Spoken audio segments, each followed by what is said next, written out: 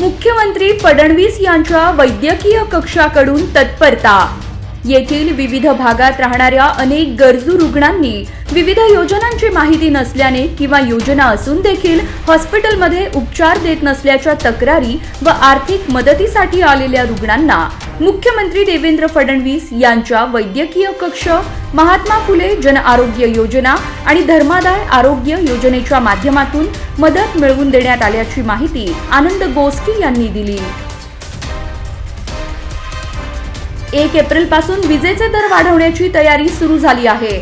महावितरणने 2025 ते 2030 या कालावधीसाठी वीज दर निश्चित करण्यासाठी राज्य वीज नियामक आयोगाकडे याचिका दाखल केली आहे। 2025-26 या वर्षासाठी वीज दरात सरासरी 3 ते 4% वाढ होणार असल्याचा दावा विश्वसनीय सूत्रांकडून केला जात आहे। सोलापूर महानगरपालिकेच्या वतीने शहरात राबविण्यात येणाऱ्या प्लास्टिक मुक्ती मोहिमेची व्यापाऱ्यांनी धास्ती घेतली आहे। सीलबंद डबे आणि पॅकिंगचे साहित्य घेऊन अतिरिक्त आयुक्त रवी पवार यांना भेटण्यासाठी व्यापाऱ्यांची रीघ लागली आहे। सीलबंद डबे वापरण्यास परवानगी आहे, त्यामुळे आम्ही सीलबंद डब्यामध्ये खाद्यपदार्थ देतो, तरीही आमच्यावर कारवाई का, असा संतप्त सवाल अनेक व्यापारी महापालिकेत येऊन विचारत आहेत। वास्तविक पाहता बंदी घालण्यात आलेल्या प्लास्टिकचा वापर करता येणार नाही, शिक्का असलेल्या प्लास्टिक वगळता इतर प्लास्टिकचा वापर करता येणार नाही, असा सज्जड दम महापालिका प्रशासनाने व्यापाऱ्यांना दिला आहे। सोलापूर महानगरपालिकेच्या मिळकत करांच्या थकबाकीपोटी कर संकलन विभागाच्या वतीने शुक्रवार दिनांक 10 जानेवारी रोजी घेण्यात आलेल्या विशेष जप्ती मोहिमेत मुरारजी पेठेतील 5 गाळे तर उत्तर सदर बाजार, पातशापेठ परिसरातील मिळकतदारांचे 8 नळ तोडण्याची कारवाई करण्यात आली। थकबाकी मिळकतदारांच्या विरोधात महापालिकेच्या कर संकलन विभागाच्या वतीने विशेष जप्ती मोहीम राबवण्यात येत आहे। वेगवेगळ्या दर्जाचे आणि वेगवेगळ्या क्षेत्रातील युनिफॉर्म कसे बनवता येईल आणि त्याचे मार्केटिंग कसे करता येईल यासाठी प्रयत्न करावे। युनिफॉर्मचे उत्पादन सोलापुरात असल्यामुळे युनिफॉर्म हब व्हावे यासाठी प्रयत्न करावे, असे आवाहन राज्यपाल CP राधाकृष्णन यांनी केले। सोलापूर हा बहुविध बहुभाषिक असा महत्त्वपूर्ण जिल्हा आहे। येथील कापड उद्योग क्षेत्र खूप मोठे असून पुण्यश्लोक अहिल्यादेवी होळकर विद्यापीठाने पुढील काळात कापड उद्योग क्षेत्राला सहाय्यभूत ठरणारे अभ्यासक्रम विकसित करावेत, असे आवाहन राज्यपाल तथा कुलपती CP राधाकृष्णन यांनी केले। लाल कांद्याची 42,000 क्विंटल, नाशिक जिल्ह्यात 81,000 क्विंटल तर अहिल्यानगर जिल्ह्यात 32,000 क्विंटलची आवक झाली।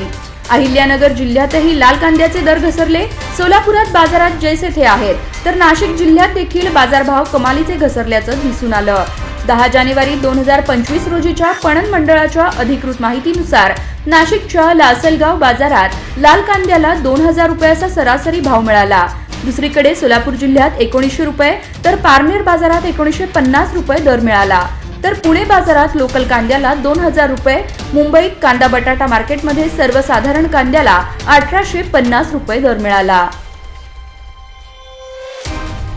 लांब पल्ल्याचा प्रवास करायचा असल्यास सर्वाधिक पसंती ही रेल्वेला दिली जाते। प्रवाशांच्या गरजा लक्षात घेऊन रेल्वे प्रशासनाकडून तातडीच्या उपाययोजनाही केल्या जातात। असे असताना आता पुणे आणि सोलापूर या दरम्यानचा रेल्वे प्रवास अधिक वेगात होणार आहे। पुणे आणि सोलापूर या रेल्वे मार्गावरील पटरी आणि इतर कामे पूर्ण झाली आहेत, त्यामुळे एक्सप्रेस गाड्यांचा वेग वाढला आहे।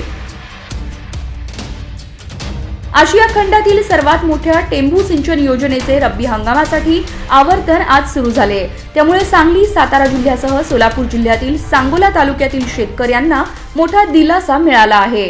टेंभूच्या मुख्य कालव्याद्वारे योजनेचे पाणी लवकरच शिवाजीनगर तलावात पोहोचणार आहे। त्यापुढे मुख्य कालव्यातून हिंगणगाव, बुद्रुक तलावात व पुढे खानापूर, आटपाडी आणि सांगोल्यापर्यंत जाणार आहे। या आवर्तनामुळे लाभक क्षेत्रातील 55,000 हेक्टर क्षेत्रातील शेतकरी व पिकांनाही दिलासा मिळाला आहे। लग्नानंतर महिन्यातच पतीचा मृत्यू, पत्नीची आत्महत्या, सांगोल्यामधील वाढे गावातील घटना। पतीच्या मृत्यूचा विरह सहन न झाल्याने पत्नीने पतीच्या मृत्यूनंतर तिसऱ्या दिवशीच ओढणीच्या सहाय्याने पत्र्याच्या शेडमध्ये लोखंडी अँगलला गळफास घेऊन आत्महत्या केल्याची घटना सांगोला तालुक्यातील वाढेगाव येथे गुरुवारी दिनांक 9 रोजी पहाटे घडली। अनिता निखिल घोंगडे, वय 23 असे विवाहितेचे नाव आहे। लग्नानंतर अवघ्या एका महिन्यातच ही घटना घडल्याने गावातून हळहळ व्यक्त होत आहे।